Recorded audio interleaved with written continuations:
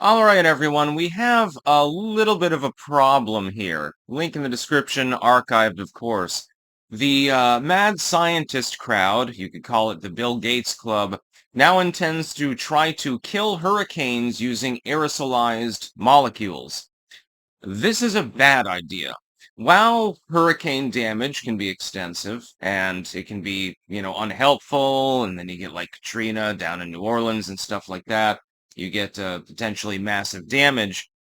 Would the damage done by stopping hurricanes from forming be greater in the long term?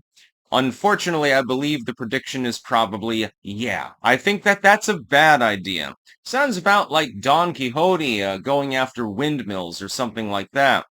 And is it fruitful? Does it accomplish anything? Well, not really. And I doubt whether this plan actually would work anyway.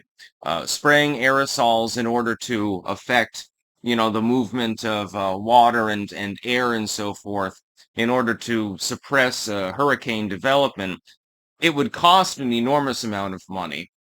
It would probably involve toxic substances.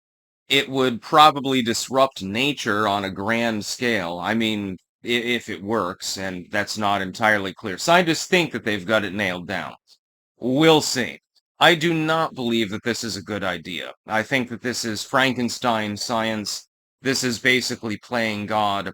Trying to control hurricane patterns makes a lot less sense than simply, hey, maybe your home is on stilts. Or, hey, maybe your home is further from the coast. Something like that. There are people that live on under sea level all over the world, actually. Amsterdam lived there. New Orleans lived there.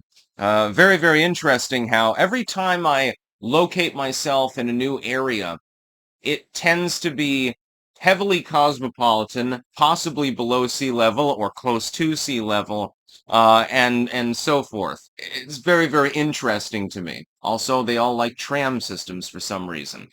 Um, maybe the Rio Grande Valley doesn't apply on that one, but that was a long, long ago.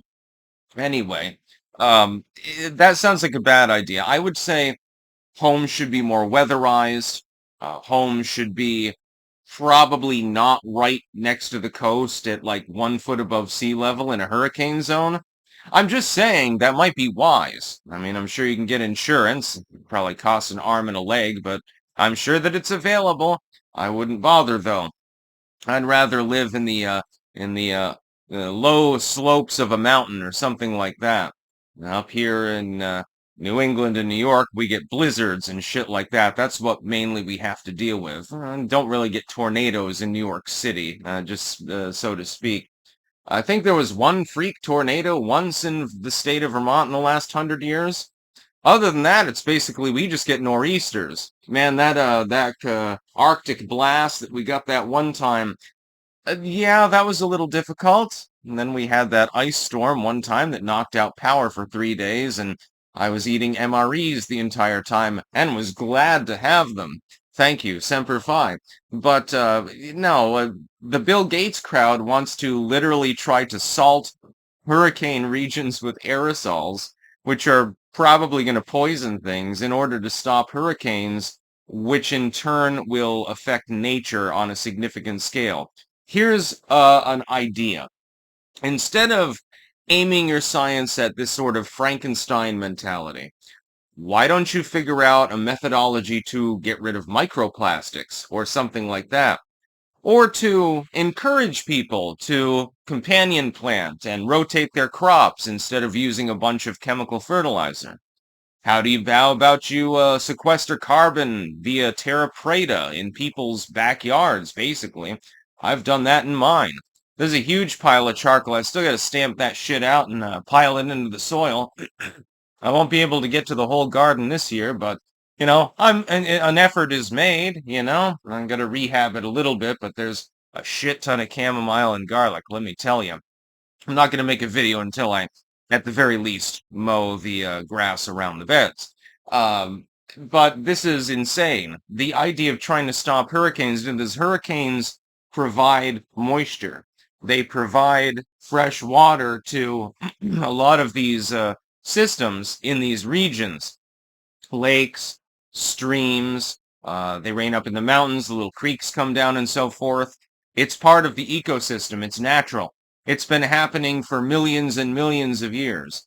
The idea that human beings have magically caused hurricanes, what are you talking about? These things were known of hundreds and hundreds of years ago, long before there were any significant CO2 emissions from mankind, long before they even began extracting coal. These storms were known of. So what are you talking about? What problem does this solve? Really, in the end, none. That's about all. Peace out.